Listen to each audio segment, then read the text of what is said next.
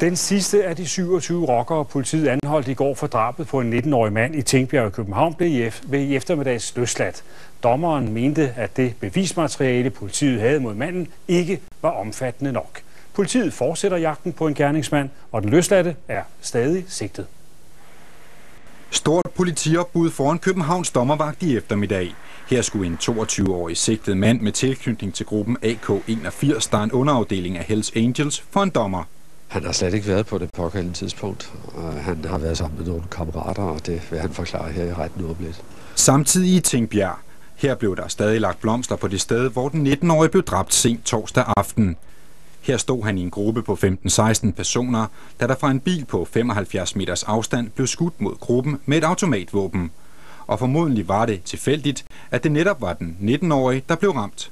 Det er sådan en eller anden fejende bevægelse, en byge, der er sendt ind over den her gruppe, og jeg tror, det er helt tilfældigt, at ham, der er dræbt, han er blevet ramt. Men kunne man godt have ramt flere eller færre, eller hvad?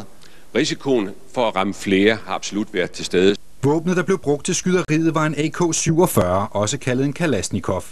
Det er politiet rimelig sikre på. Derudover var det ikke meget nyt, der slap ud om efterforskningen i dag.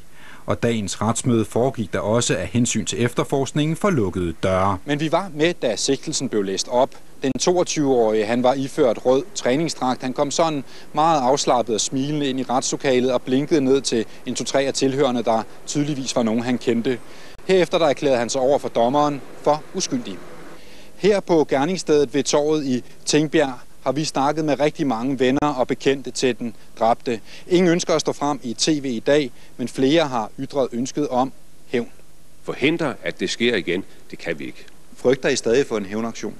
Altså, jeg frygter jo ikke noget, men jeg er så realistisk, så jeg siger, jamen, det er ikke usandsynligt, at det vil kunne ske igen. Politiet må fortsætte deres efterforskning og deres afhøringer, og de har vel også nogle idéer om, hvor de kan søge gerningsmændene.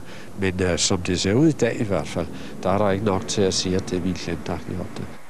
På grund af den tilspidsede situation